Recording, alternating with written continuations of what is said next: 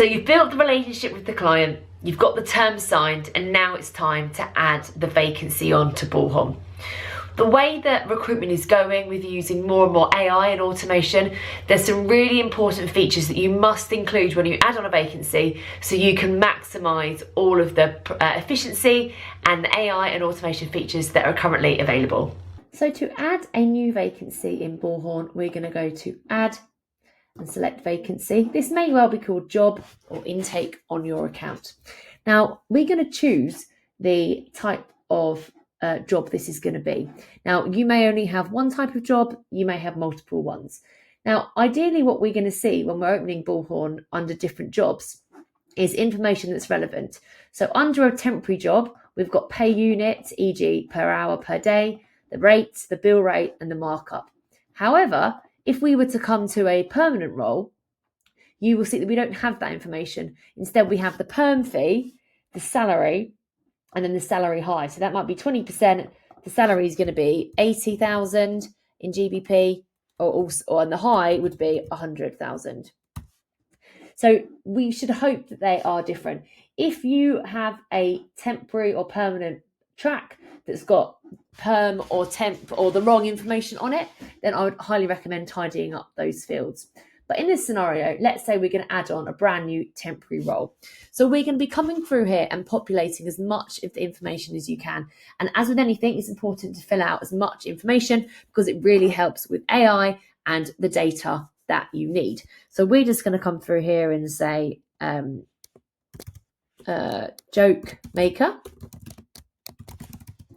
And this is going to be accepting, the status of this job is going to be accepting candidates, and it's going to be a hot job. It's currently open, and I am the consultant. Now, if you are working in a 180 environment, you may well have a different recruiter who you will add in, who is managing this role and who is working that. If not, you can leave that blank, or alternatively add yourself in. Then we're going to come through and find our client. That's going to be Zonko's Joke Shop. And the contact here is Peter Brown. Lovely. Now, if you have one job that's got maybe 2, 3 or 4 openings, you can add that in there. If not, I would highly recommend leaving that as 1. Now, as you can see, the start date has actually been populated by today's dates, which isn't necessarily that helpful. And that is a standard Bullhorn feature. So make sure you come through and select the start date. This job, we want to start on the 1st of February. And as this is a temporary job, we know that it's going to be a set period. So we're going to come through and say that it's going to be finishing at the end of June. Now, every business will have a slightly different list of sources. I highly recommend making sure that sources are in this page so you can track where your jobs are coming from. It's also great to understand how much money we think this job is going to make us. So I think this is going to make us £30,000 over the course of the contract. Now, they're offering a day rate for this, and it's going to be £300 is the pay rate, and the bill rate is going to be £800, and that is going to give us the margin. You may choose to make these mandatory, and don't forget anything that's got the red dot or the tick against it is mandatory, but it's really important that our recruiters are filling this out properly. Now, with the use of AI and auto matching, filling out the job category, the required skills, and the industries really ensures that the information within Bullhorn is going to match relevant candidates to this. Bullhorn automation has the capacity to select candidates who've got the same skill set and the same experience against live jobs. Please do fill this information out. Sometimes within Bullhorn, you have fields such as minimum experience.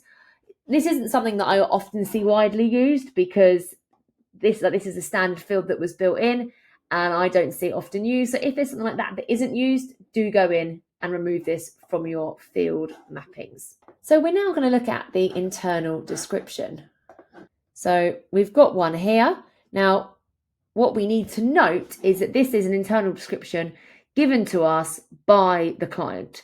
Now, the likelihood is you won't want to put all of this into your job description that gets published because it's very clearly Zonko's, and normally we would want to hide the exact name of the client to avoid any backdoor situations and the candidate going directly to the client. So I would always use the internal description to write down exactly what the client has given to you. And once we've then filled in the address, we can now share something that is going to be published. So as you can see, it's automatically populated that. We're actually going to remove that and add in our custom one. So what we've got is I've gone on and we've amended this, we've formatted it nicely, and now at the end of this, we can share that externally. So that is everything we need for the job. There may be more specialist items that you need in here, but if not, we will press save. And here we have the overview of the job. Now, as I mentioned earlier on, if you wanted to share this, we can now come to actions. You can publish this, and you may well have an integration to your website or other third parties in which you can share the external description. You may not have this as part of what you do, but if you do have this linked up, do make the most of it. Otherwise, this is the main body of what you're going to see on this job. And of course, at any point, you can come through, edit anything, update the statuses. You can also upload files or notes against this job as well. If you need to change any of the fields that you've seen, come into the field mappings and also the system settings to get that done.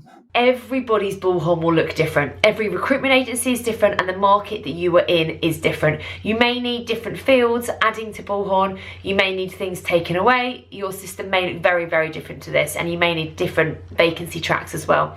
Make sure that you liaise with other people in your business to get the vacancy process set up and optimized for what you need it to do. But once we have added our job on, it's going to be the time at last to find our all-important top talent to work these roles. So next up, we're going to take a look at adding candidates.